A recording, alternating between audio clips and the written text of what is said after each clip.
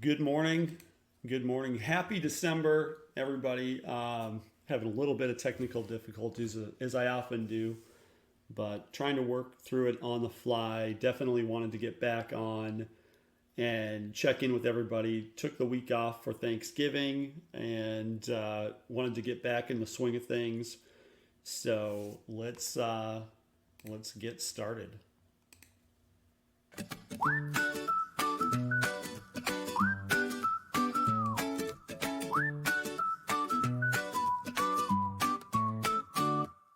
Welcome to the show, it's Mortgage Talk. Grab a coffee, sit, and let's unlock the dreams you've got, the place you crave. From the front porch swing to the hidden cave. Talk about your home, talk about your plan, talk about the future where you'll stand. Your mortgage, your dream, your story to give. Let's talk about the place where you wanna live. Got questions? Here's the place to be. A TikTok live mortgage jubilee. Fix or float, we'll break it down. From city lights to your small town. All right, good morning. Happy Monday. Happy December. It is really cold here in Dallas, Texas. My name is Kenny Murden. New to TikTok, not new to lending. Happy to have answer any questions you might have that are mortgage or real estate related. And let's get into it. I moved down from Minnesota to Texas about 5.5 years ago. I never know where the algorithm might be finding you, however, so if you wouldn't mind shouting out what state you're in, wherever you're viewing this from, happy to have you here. And any, like I say, any questions that you have, mortgage or real estate related, we're happy to answer any of those questions for you. Some of the topics that we've been talking about in the past have to do with, buying the house that you want to live in, some different credit concerns, how, little tips and tricks on how to fix credit, different options as far as down payment assistance goes. So whatever challenges you might run into, we're happy to talk about it. And then another thing that we've been talking about here in recent series have been talking about different ways that refinancing might help people, especially if they have a lot of consumer debt, and even if they have, let's say, one of those super low interest rates.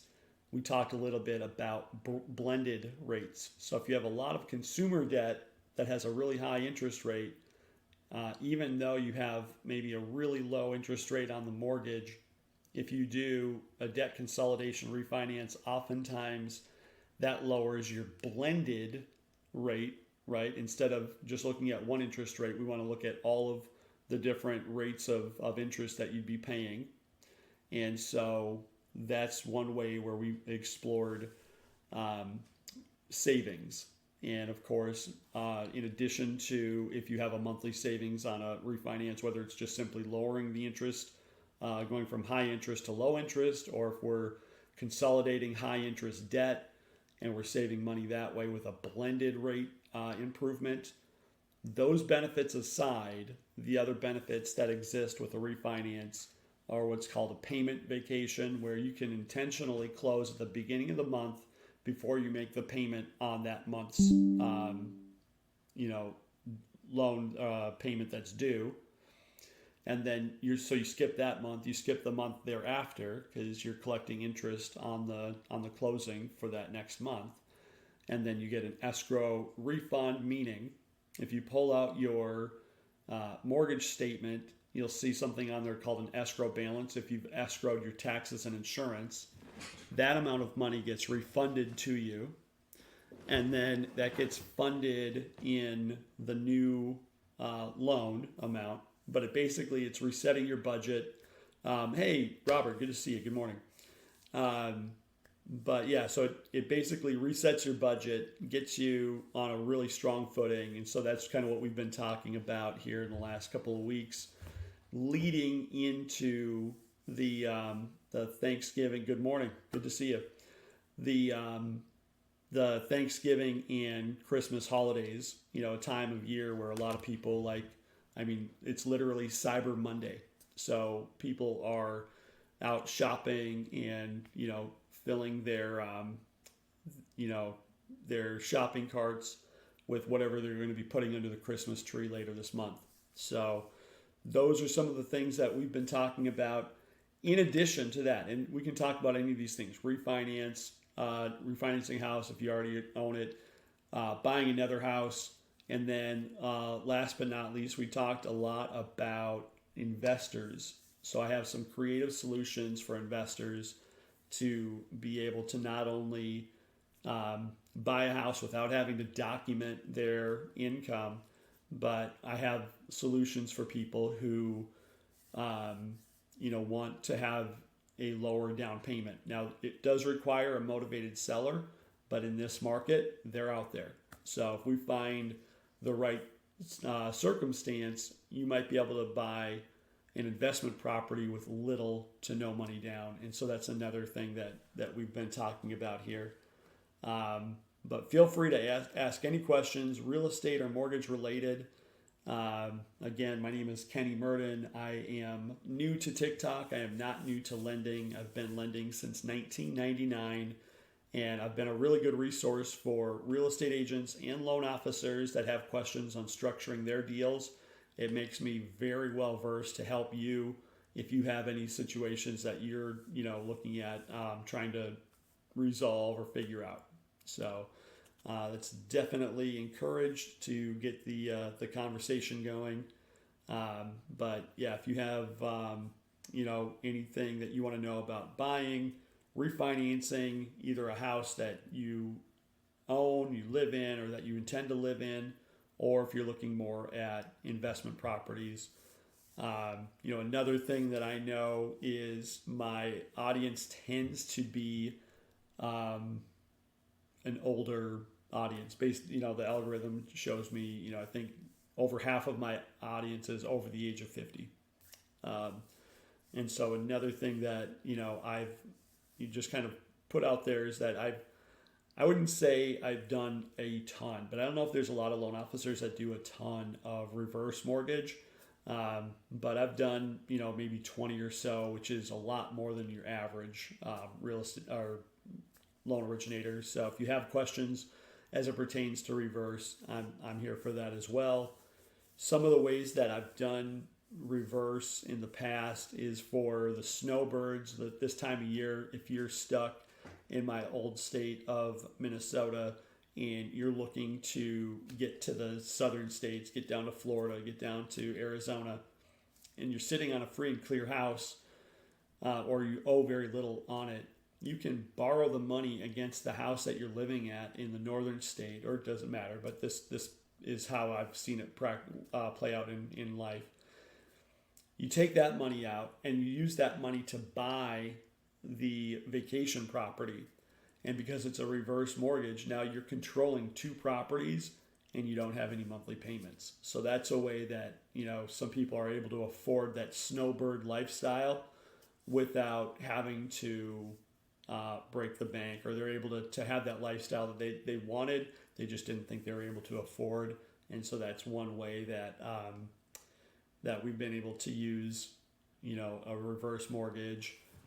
Different ways that we've been able to use it is obviously age in place. So you're just not ready to move on to like a nursing home or what have you. You're able to take the funds out of there, maybe get some equipment that will help you go up and down stairs or whatever the case may be. So we've certainly done those things as well. So those are a few of the things that we've talked about.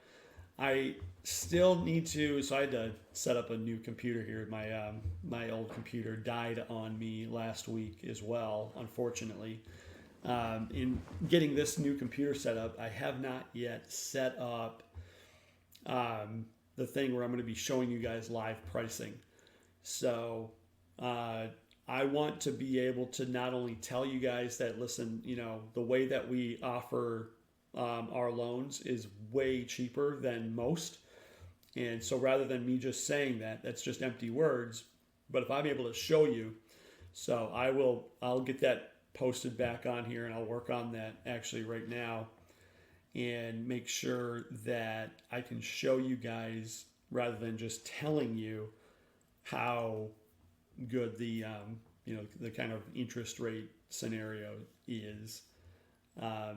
So I'll get that going up here, and then that way you'd be able to like say, hey, my credit score is this, I'm looking to buy or refinance, and this is kind of the situation.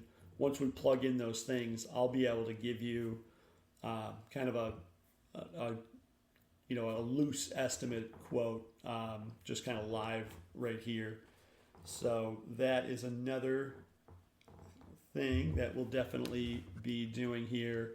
And then also, I'm new to TikTok, right? So I forget to say all this kind of stuff, but the buttons on the sides always help. So if you like what the discussion is, like it. If you know somebody that might benefit, hit the share thing, and obviously comments help. So feel free to join in the conversation. Ask any questions about real estate or mortgage, and I am happy to answer those with you and for you. But right now, I'm going to see if I can get this quoting.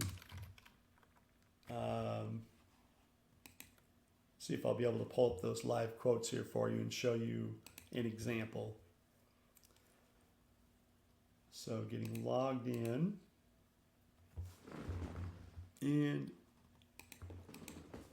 I kind of like this new computer. It has like facial recognition, so I don't have to like remember the passwords. It just takes a look at I'm sure you guys have that, but it's new to me. My old laptop just died and didn't have that. So, and it wasn't touchscreen either. So I have some upgrades here that they're kind of fun. Let's see here now. How do I go back to source? Editor mode. There we go. See if I can figure this out on the fly. Preview and edit.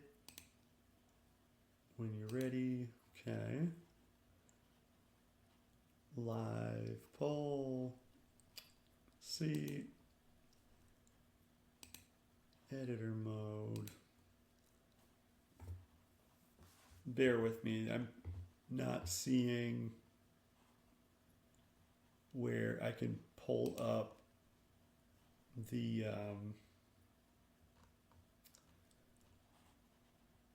source. You go.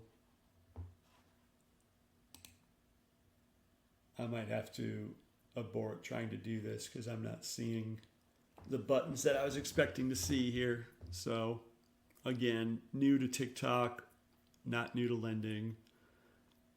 Definitely able to answer any of those questions that you might have. Question was, morning, is it normal for a realtor to offer 3% interest rate on a new construction up front?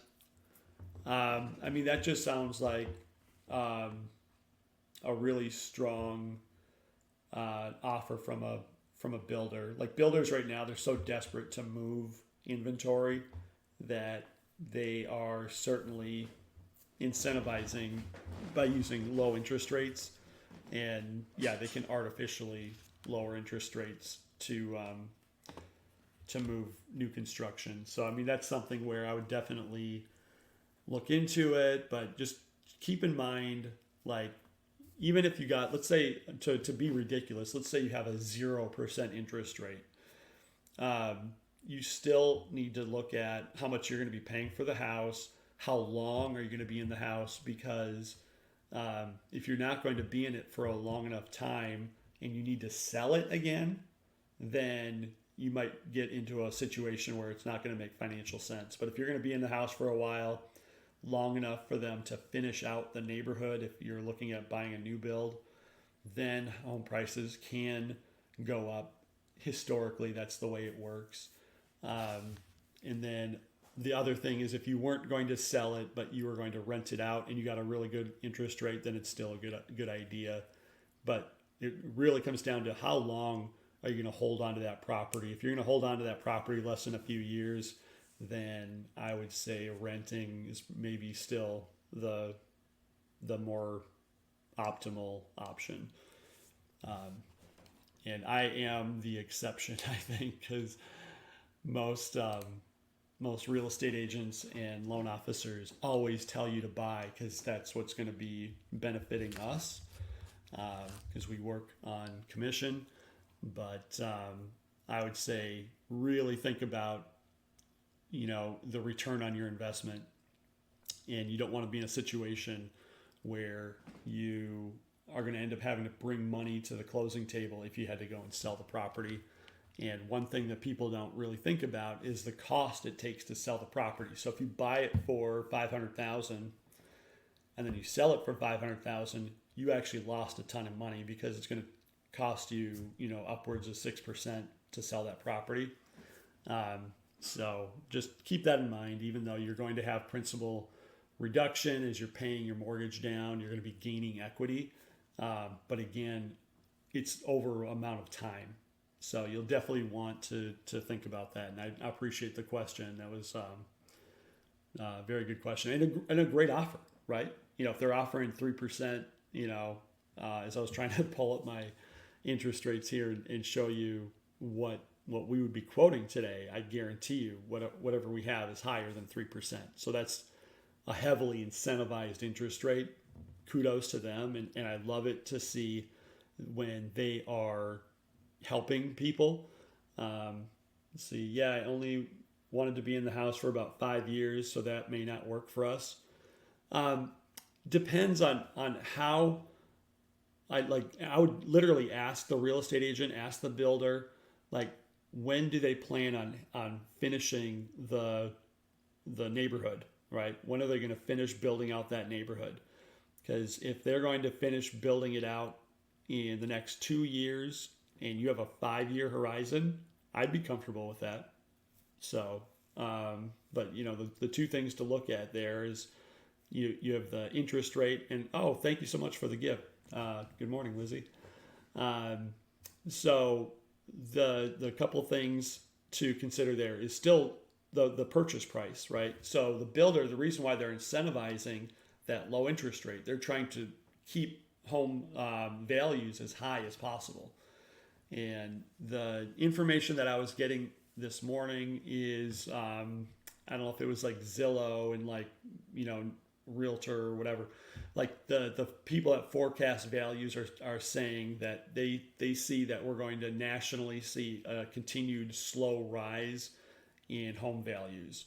Now, I don't have a crystal ball, but that's the advice that I'm taking to base my own judgments off of. So that's my assumption, is that we're going to still see slow rise in home values nationally. But a couple other things to think about is where in the world are the properties that you'd be looking to buy? How is the employment economy? Are jobs moving in or are jobs moving out of the area? Because that'll make a big impact on values as well. So those are a couple of things that I would want to know if I was going to be buying that property. But if they're going to finish that neighborhood in the next couple of years and you're going to be there for 5 years, I personally am really comfortable with that. Because then the other thing, I personally own a house, right? I don't rent, right? So I know that I would not like renting because the relationship you have with your landlord is restrictive, and I don't like to be restricted. So if they say I can't have a certain pet or I can't have, a certain upgrade to the property, I would certainly personally have an issue with that. So that's not a financial decision. That's just kind of don't tell me what to do. But on the financial side of it, I can't lose money. I don't want to lose money. So that's where I would say, your 5-year horizon makes sense if they're going to have it finished within 2. And that'll give you 3 years of appreciation, hopefully, things continue to slowly inflate. But yeah, it's really hard to crystal ball some of this stuff here. I know the markets went crazy, diving the financial markets, and I haven't dug into reading exactly what all is going on, but I guess China, their market is just crashing, and that's having effects around the world. I'm looking at some of my investments took a hit, and so I'm kind of after this, I'm sure I'll read some articles and get a little bit more caught up. So I'm just giving you more headline feedback without having read the articles yet. But my point being that the financial markets are so volatile that it's really hard to predict what's going to happen, over the course of 5 years. So the best thing that we can do is look at the past, experience on what has been happening. And I would back out. COVID was such a different time, and it caused interest rates to go really low, and that inflated prices. So we saw some stuff there that I don't think we're going to see again for a long time. But I do think that we're going to see continuing lowering interest rates, especially after March, I believe, is when we're going to get a new federal chair, where Jerome Powell will be out, and then whoever goes in, they're going to be more aggressively lowering interest rates, and that will also work to inflate home values. So that would be an argument to buy versus rent. But again, if it's a real short-term play, like you only need a place for a year or two, I would definitely favor renting over buying, because it costs so much to sell. So appreciate the comments, and I see some of the folks here are real estate agents and loan officers. So I'll just take a second to kind of plug this. If you or somebody that is a real estate agent or a loan originator, and you want to take a quick free trip up to the UWM headquarters, we cover airfare, room and board, travel, light entertainment. We cover everything. And most people come back feeling like they had fun, that they learned something, that they were able to grow their network and work with other professionals in the industry. So it's all positive feedback that I'm getting for those that attend. But I'd love to extend the invitation and invite you guys out, because that's a lot of fun. So again, that's for if you know any loan officers or real estate agents, definitely reach out, connect. And the best way to reach out and connect with me is my phone number on the top. Text message would be the easiest right now, as I'm obviously on here live, and then we can follow up afterwards. But that's my preferred way to communicate, is through text message. Same thing as if you're looking at buying a house or refinancing. Definitely, reach out and text to connect, and we can certainly, take things offline. If you have situations that you're not comfortable sharing on a public forum, or if you wanted to just kind of pick my brain on any number of things, mortgage, real estate related. So I appreciate that. And man, I really wish I could figure out how to get this setting fixed, because I want to show you guys my screen here. Let me go up into settings here. No, I definitely don't know what I'm doing there. Here, add source. Maybe I'm figuring it out. Sometimes you just need to right click. See if it comes up.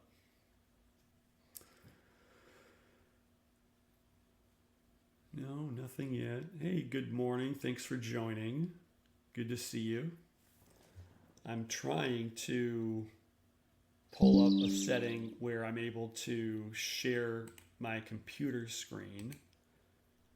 So as I'm wrestling with that, if you have questions, definitely throw them in But again, my goal here, if I if I can get my system to work, I want to show you guys the sharp pricing instead of just telling you that I have it, right?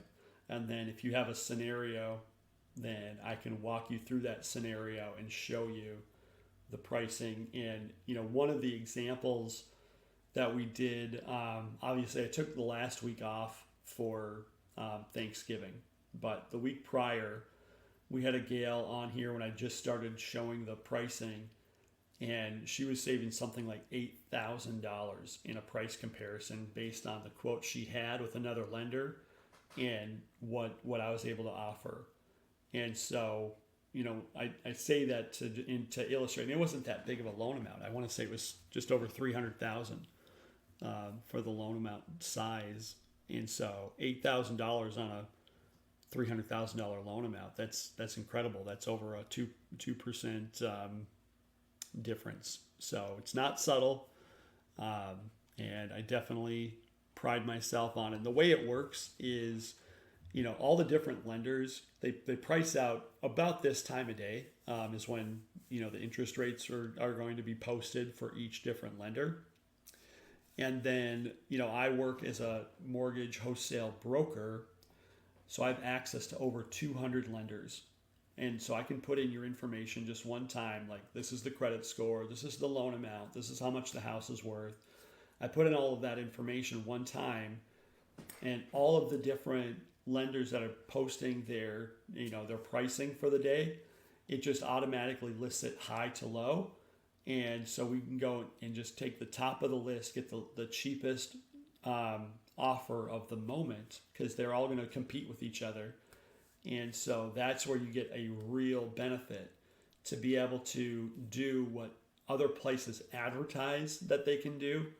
Like, for example, don't ever, unless you're gluttony for punishment, don't ever put your information into one of those lead aggregators like Lower My Bills or Free Rate Update or some of these things. What they'll do is they'll tell you that they're going to shop for you all these different lenders and get you the lowest deal. What they're actually going to do is sell your information to a number of different companies. And the reason why I say different companies is because a lot of these places are call centers with hundreds of loan officers that are going to be reaching out to you. So RIP your phone if you ever put your information into one of those types of programs where you're just like, hey, I just want a quote. So I would definitely reach out to a loan mortgage broker like myself if you want to see where all the different lenders are at, and then we're able to go to the top of the list and get you the best deal. And then we're going to be there's going to be a cost difference with one broker to the next, or one banker or correspondent lender to the next. So I would definitely say when you're getting a loan, it's a giant, it's a very large purchase. And anything that you're going to do where it's that much of a purchase, whether you're buying or refinancing, get a couple quotes. Just do that for yourself, for your family. Make sure that you are being a good steward of your own finances, and you want to work with somebody that's going to be competent enough to get it done to the finish line. That's true, and a lot of times that's the pushback that you'll get, to say, oh, well, I might not be the cheapest, but I'm really good at providing the deal or whatever. So, but for like this gal in Minnesota a couple of weeks ago, are they really $8,000 better? And I was joking around with one of my loan officer friends that was on here, and he's like, yeah, but Kenny, they probably get them like a really nice Stanley Cup, like they might give you a nice little closing gift at the end. And we're just like, well, shoot, for, $8,000, that's a lot of Stanley Cups, right? So, something to consider. I would definitely, take a couple quotes, do what's going to make the most amount of sense for you and your family. But those are definitely things to consider. But if anybody has any questions, I'm always curious. Like, so I've all these different topics I kind of teased a little bit about.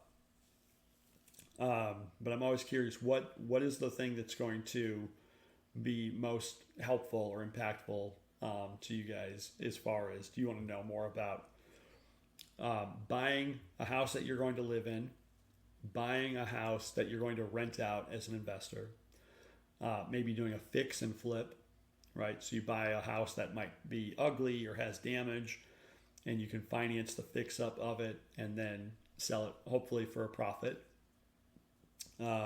Or are you more interested in refinancing? Like right now, there's tons and tons of advertising about refinancing because interest rates finally have been coming down since about 2022 is when they shot way up from the COVID era. And then, we were down in like the 2s, and all of a sudden we were up in the 7s. Like, I mean, it happened so fast. And now we're seeing that, the interest rates are coming back down. So for those people that had purchased over the last few years, they're seeing some savings. But even if you have a really low interest rate, let's say you have a 3% interest rate, but you're carrying a whole bunch of consumer debt that's, maybe over 20%.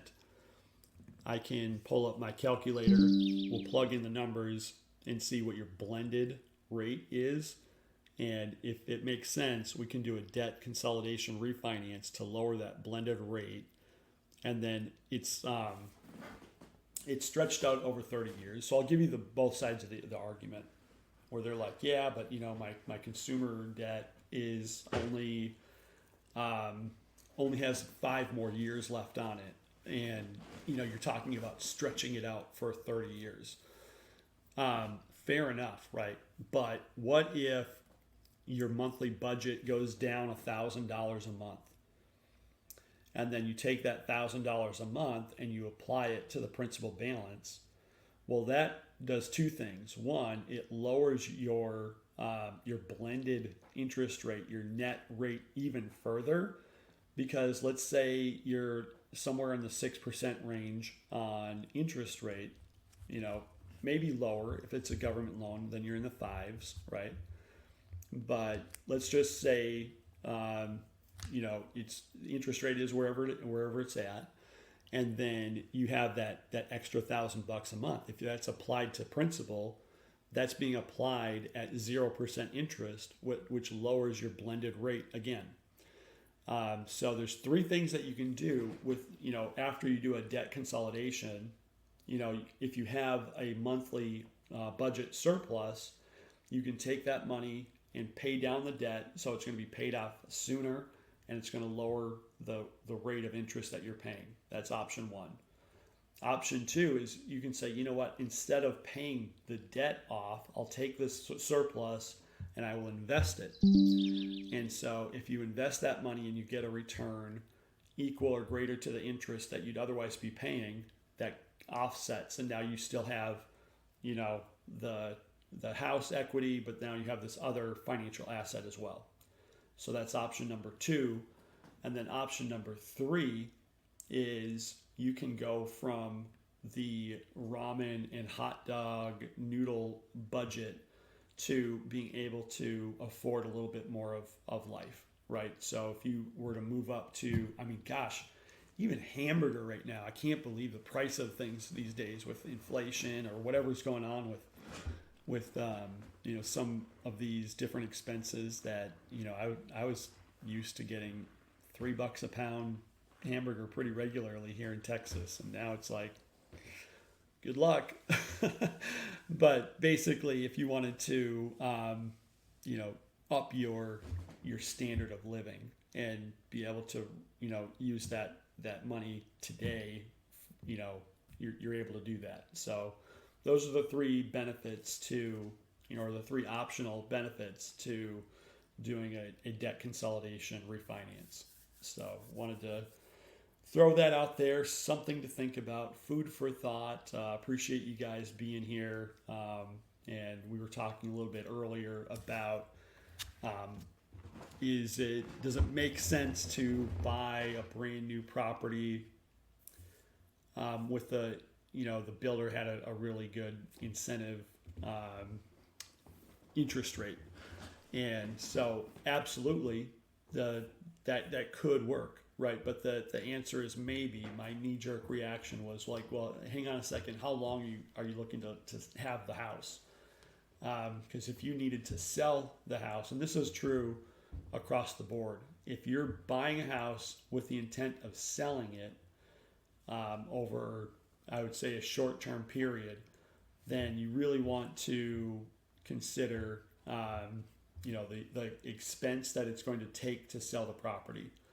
Assume at least 6% to sell that property. So if you buy it at $500,000, then it's going to cost you about $30,000 to sell that property. And so that's how much would need to appreciate.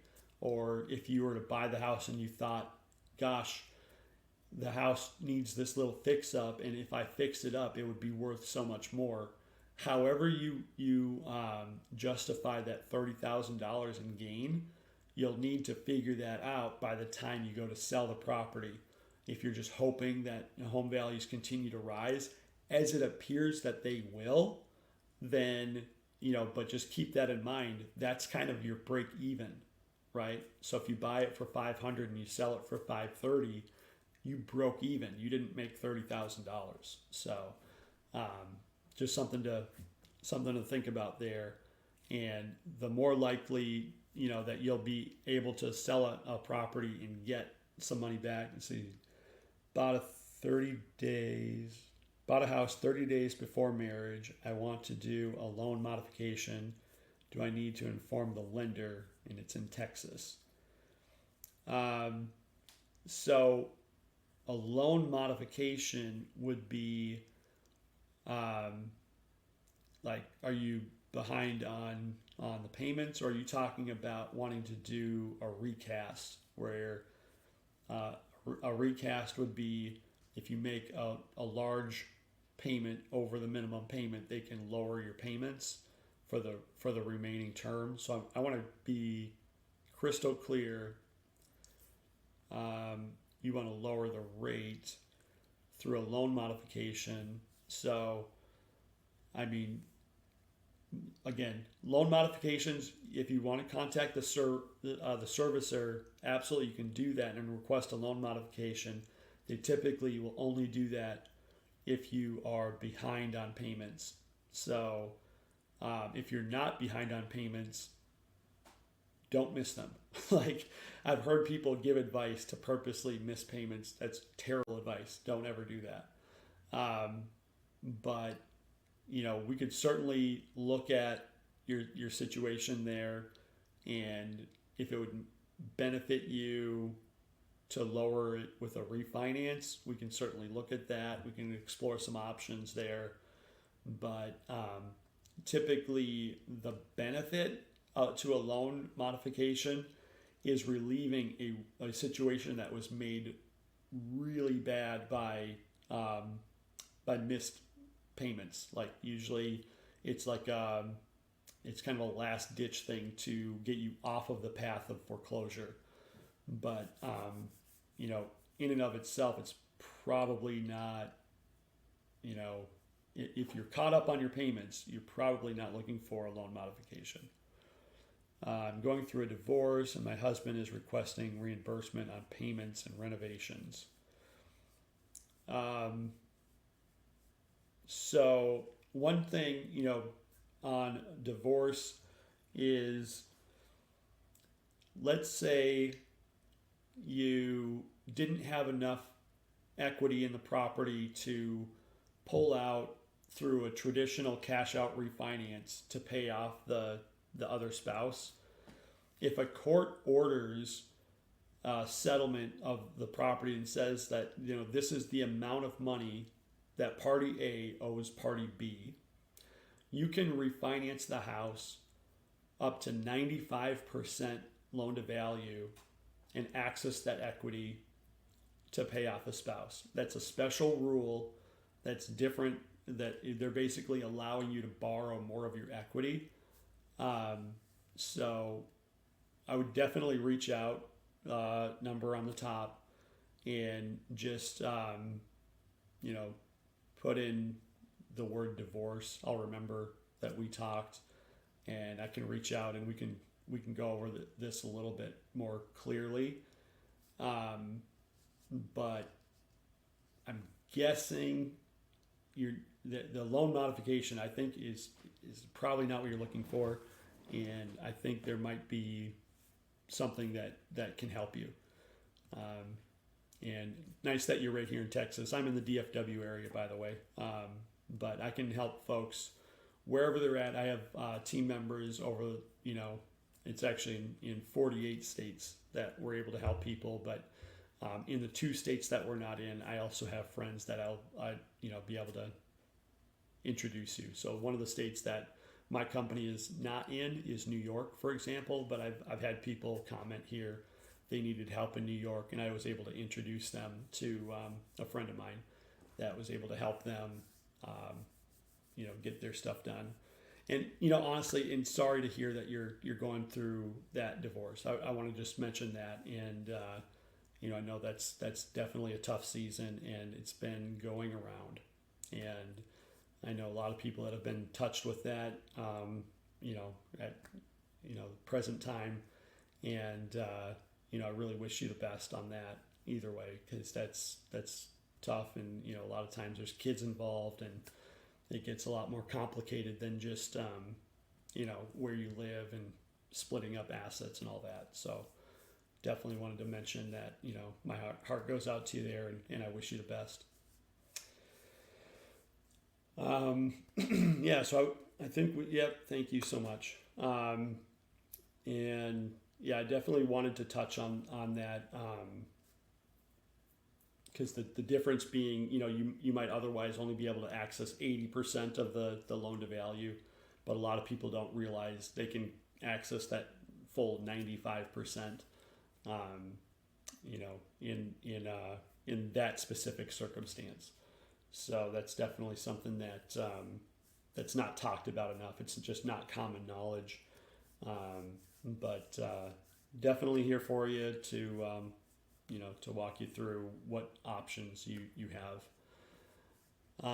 So good stuff. We were talking about, I kind of went all over the board today. And just so you guys know, I am on Monday through Friday, absent, the major holidays and all that kind of stuff. But Monday through Friday from 10 a.m. to 11 a.m. Central Standard Time. And I get back on in the afternoons from 4 p.m. to 5 p.m. And I usually have a guest on where I'll have like real estate agents and things. And we're having a little bit more of a casual conversation in the afternoon. But I'm here to educate, to help, to inform, and if I can figure out my technical issues, to quote some interest rates for you guys as well. But appreciate you being here. But I wanted to let you know, so it is 10:45 Central right now. I'm on for an additional 15 minutes. So if you do have any questions, if you do have any comments, do get them in. If it's something that you're not comfortable sharing in the comments, because this is a public forum, if you want to reach out to me privately, my phone number is on the top. Just go ahead and save that, or text me, something, and I'll reach out after the show, and we'll connect. So appreciate that. So a couple of things we talked about here today. There was the question about, should I buy a brand new house at a 3% interest rate with that seller incentive? And again, the advice there is, how long are you going to hold on to the property? If you need to sell a property soon after you buy it, consider the cost to sell it. So consider the 6% cost. In the example of $500,000 on that purchase, assume you've just lost $30,000. It's going to be the cost to sell that property. So the idea is you hold the house long enough for it to appreciate $30,000. You hold the house long enough for you to pay the loan down $30,000. You hold that home long enough for maybe you did do some improvements to it. Maybe you bought an ugly house, or maybe you're really handy and you fix something up and made the house a little bit more valuable, or maybe you knew that there was going to be a big employer moving into town, and all the home values in that neighborhood are going to shoot up. Whatever the case may be, have a plan to break even at the very least by the time you need to go and sell the property. The backup solution to having to sell a property is, now that you own it, you can always rent it out. So you don't have to sell a property. And then, there's other ways too where you can kind of control the property as the bank. If you ever were needing to sell a property, you can sell a house on terms. If you're not familiar with a contract for deed or a land contract, basically that's where you are the bank, where they're going to make monthly payments to you. But typically those agreements come with a large down payment where you can get 10% or more down payment paid to you. And then you're not collecting rent, you're collecting essentially a mortgage payment, which means you're not the landlord. You don't have to go and fix anything. You're not responsible for the upkeep of the property. The homeowner is in that case. And then if they were to default, the foreclosure process for a land contract or contract for deed is brutal. They basically miss a payment and you can take the house back. Now, I'm not suggesting that you do that unethically, but if that were to happen, then you received that down payment, you've received those monthly payments, and then you get the house back and you could do it again.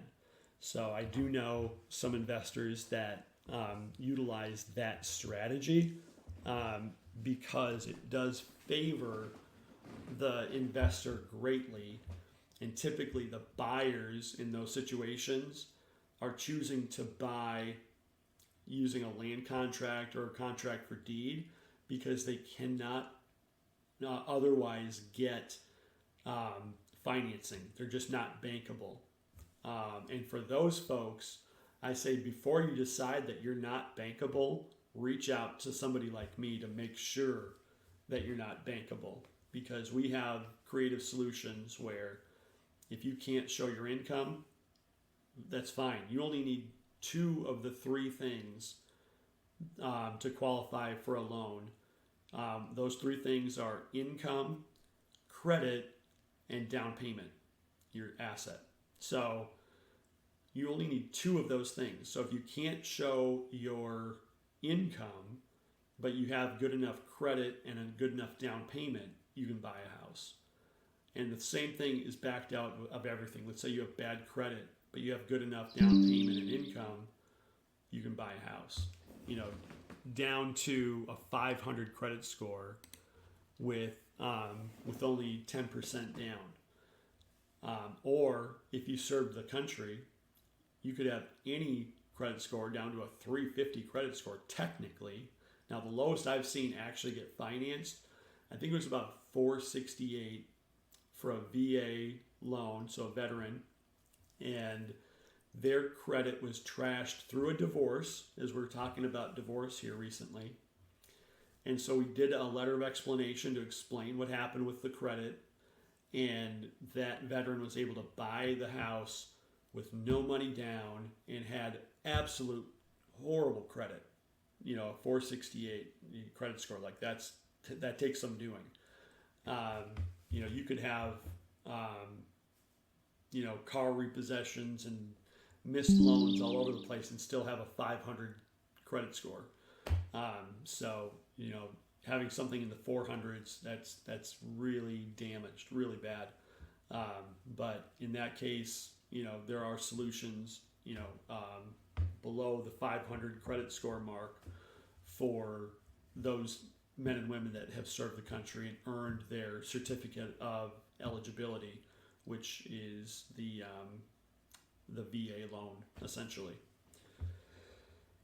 But yeah, if anybody has any other questions, real estate or mortgage related, I'm here for it. I got another 9 minutes with you guys this morning, and appreciate the questions that we've had so far. Good participation. I was surprised by that because when I take a really long break like I did here this last holiday week, typically TikTok is like, you know what, you're not showing up to work, we're not going to push you out as much. And so the conversations usually are a little bit slower as I'm getting back to it here. But I'll be back on 10 a.m. and 4 p.m. Central, Monday through Friday.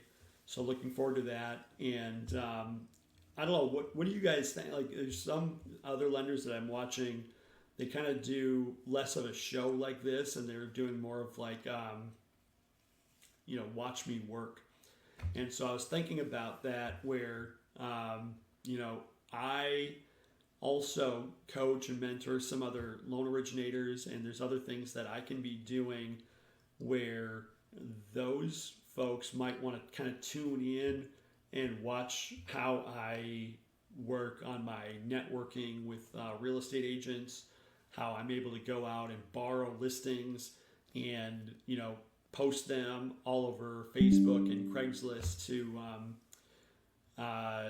to get more buyer leads and things like that. So if some of those things would be entertaining, I'm considering doing that live on TikTok as well, so you guys can kind of get a full behind the scenes look of what do loan officers do when they're not here just trying to inform, trying to educate, all of this kind of stuff. This is very consumer facing, but I'm considering just kind of like leaving the camera on, switching my background to a little bit more of like a hey, just like watch me work. I'll show my screen, I'll make my phone calls, and you guys can kind of get a full behind the scenes look at what loan officers do to go out and get more deals to help people buy homes. That's really more on the purchase focus end of it, what I would be doing when I'm calling around, and then obviously the people that have helped in the past, I keep track of them. Actually, I have let's say you were thinking about refinancing. So you don't have to be a past client of mine, although I do this automatically for them. But if you were saying, hey, if rates get down to this, or if I could lower my payment down to this, I could set you up on what we call a rate watch. And then I can just plug your information in there, and then a computer watches the market for us. AI does the work for us. And then when the market turns to the right moment, that's going to save you the amount of money that makes sense for you to go ahead and trigger a refinance. It'll reach out to you, and it'll reach out to me, and we'll connect and get that wrapped up for you. So just want to make mention, I have, some cool tools that are, hanging out in the back here that I'm definitely willing to share with you guys, if you want. So that's another thing that you can, reach out, call or text, and you just kind of say, hey, set me up on this rate watch, or tell me a little bit more about this rate watch, and I'm happy to get that set up for you, and let the computer, wait for the right time. You can get back to your daily life of, focus on your work, focus on, your family, your friends. You don't need to be, spending a lot of time on this mortgage stuff. We'll do that for you, and we'll rely on technology to do that for us. And then you'll have the comfort in knowing that you're not going to miss an opportunity if and when the market turns in your favor. So that's a really, really great tool to have, working on our behalf. But with that, looks like the questions slowed down. I only have a few minutes here left. So I do want to thank you guys for coming in here and enjoying your first day of December with me, and hope everybody had a wonderful Thanksgiving. Got to spend time with friends and family and have a bunch of good food and conversation. It's just one of my absolute favorites. It's all of the wonderful things about Christmas without the obligation and expectations of the gift giving, which is always a little bit stressful. Right now I have